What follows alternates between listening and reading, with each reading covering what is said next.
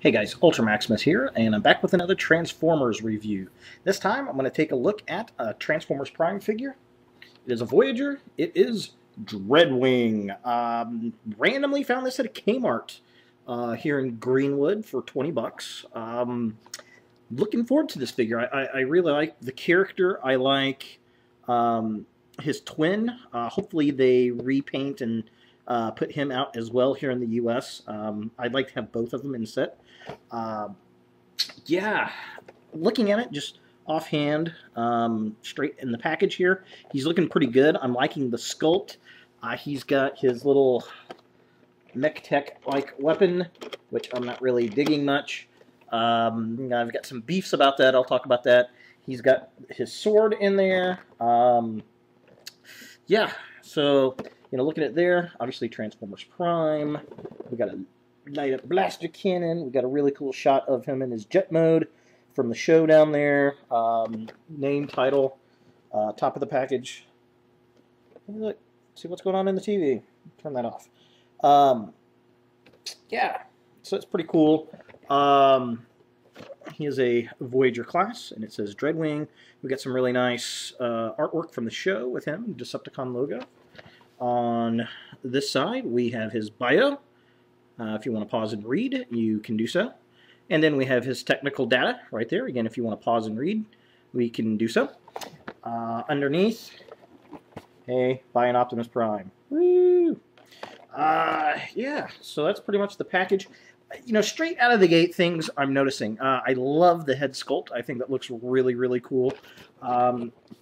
These Voyager class on the Robots in Disguise versions, they've got a lot of translucent parts on the arms and such, and actually it doesn't look bad. It actually looks really good, I think, on this figure from first glance. Color variations from the back of the package versus what I'm seeing in there. The biggest glaring difference that I am noticing is right here.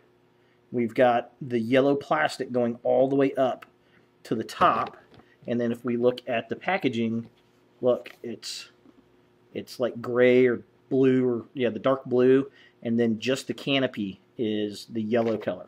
So that's kind of interesting. Also, and it may just be the picture, his face looks a bit more yellow there, and the actual figure is kind of gold / brass looking. So not that big of a not that big of a deal on the face itself. I just thought that was kind of interesting, but huge difference on the canopy off the onset. So let's take a look at this guy outside of the package in his robot mode. All right, so here we have Dreadwing out of package, and I gotta say, I like this figure. This is a very, very nice sculpt. I cannot wait for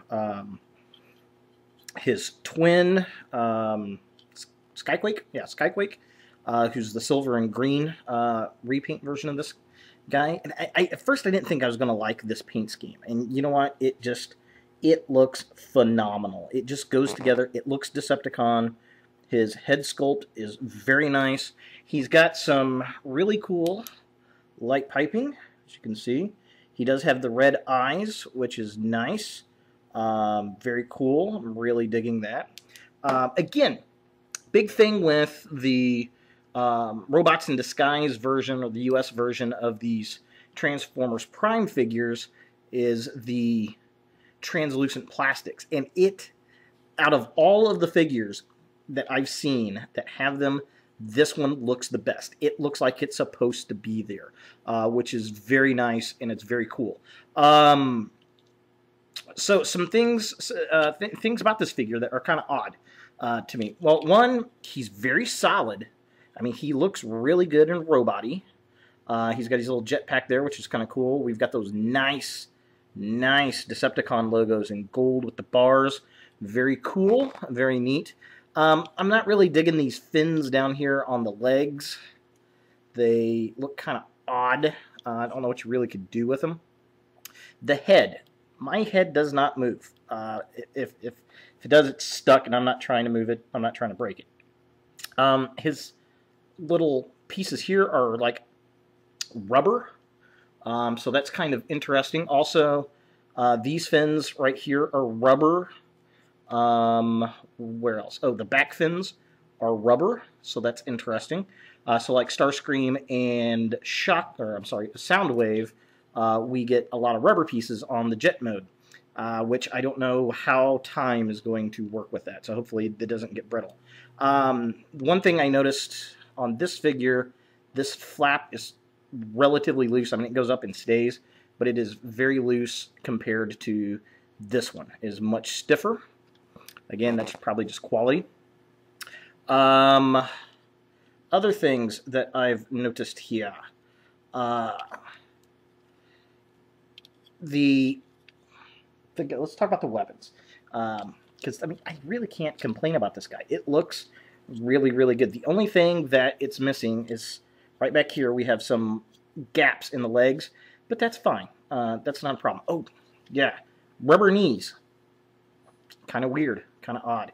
But yeah, all in all, I love this guy. I cannot wait for Skyquake and set him up next to him. It looks really, really cool. He does have a sword, and I mean, it's okay. It comes in the package. He's holding the sword like that, like a blade or something coming out, and you can set it up in jet mode under a wing, I noticed on the back, which we'll take a look at. And it's got pretty good detail. Think of it as, it looks like it should, like, flip out right here, and that would have made this a lot cooler if you could maybe pull that back and have another blade kind of pop out there. I think that would have been a nice touch. It's a sword. What are you going to do? And then he's got the generic MechTech weapon, the Optimus Prime-like weapon. Starscream's got it. Yeah, not a fan of these. No color on that side. And, of course, he's a bad guy, so he's got to have the red. Now, the detail is okay, I suppose. It kind of looks like his Gatling gun. And on the package, the way it has it set up, you're going to mount it into his arm like this on his arm. Now, when you do pull, it does light up his arm, which is really nice. Again, much better than the other figures, a lot of the other figures that I've seen. Now, obviously, this is not the way he holds his Gatling gun on the show. However, you can drop the arm down like this and twist his hand so that it's upright. Spin the gun around. There we go. So that he's holding it like this, which is the way he would have held it in the show. And then you can pull around and pull it out, and he's got the So that's not too bad. I can work with that.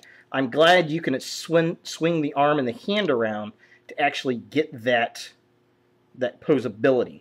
It kind of makes his shoulder look a little funny up there, but you can't really notice all that much.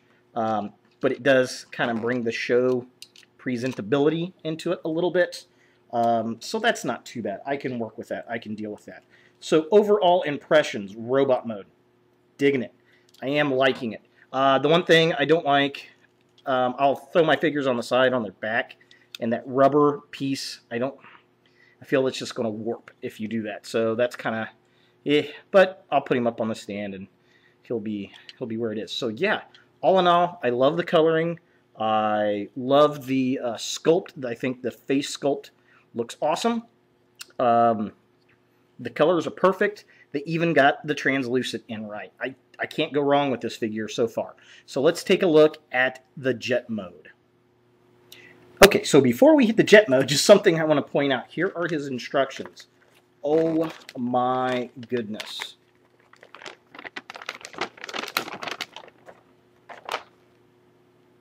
What?